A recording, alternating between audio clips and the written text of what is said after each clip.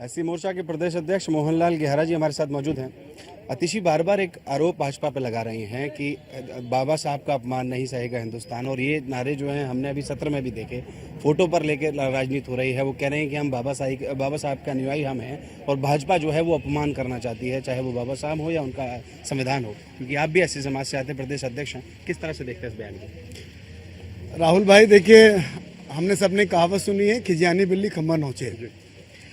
आतिशी जी की सरकार दिल्ली में 10 साल रही, उससे पहले भी 2 साल रही, 3 बार सरकार रही। उन्होंने कितना काम किया बाबा साहब के लिए और इस अनुसूचित जाति समाज के लिए जो बाबा साहब के अनुयायी हैं, ये हम सब जानते हैं। एक्चुअली उनको जो अब दिक्कत है वो इस बात की दिक्कत है, जिस तरह से इस चुनाव में अनुसूचित जाति समाज ने पूरा एकजुट होके भारतीय जनता पार्टी और मोदी जी को वोट दिया, उनको अपना आशीर्वाद दिया, ये उसकी बौखलाहट वहाँ नजर आ रही है। आप देखिए, हमारी 12 सीटें, हम 4 सीटें जीते। हमारा जो पिछली बार 34% वोट था, अनुसूचित जाति का कहा जाता था कि वोट कम मिलता है। इस बार करीब 41% के आसपास, 41.5% वोट अनुसूचित जाति का भी है।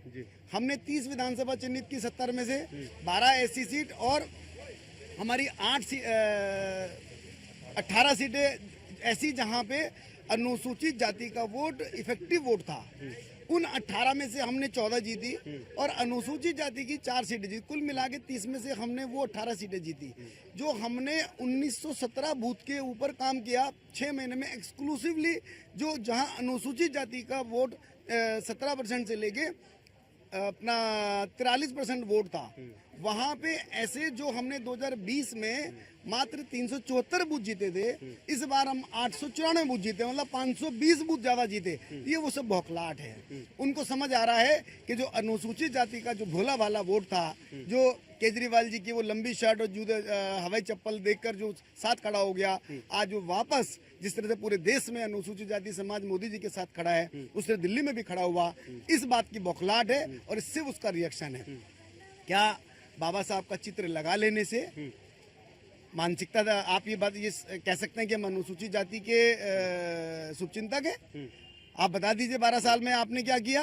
पिछले 12 साल में आपने कितने बच्चों को यहाँ से विदेश पढ़ने भेजा? कितनी अनुसूचित जाति की बहनों को आपने आके चिंता करी? कितने युवाओं को अनुसूचित जाति के आपने रोजगार दिया?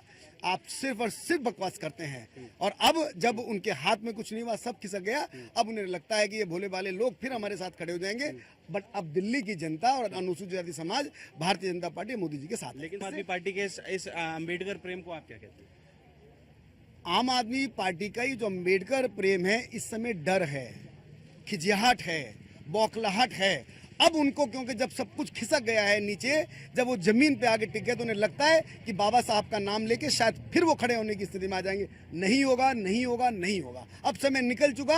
अब ये अनुसूचित जाति समाज इनके झांसे में नहीं आएगा। अब ये अनुसूचित जाति समाज समझ चुका है कि अगर कोई हमारे लिए कुछ कर सकता है तो वो सिर्फ और सिर्फ मोदी जी हैं और भारतीय जनता पार्टी, और इस देश में तो कोई नहीं है।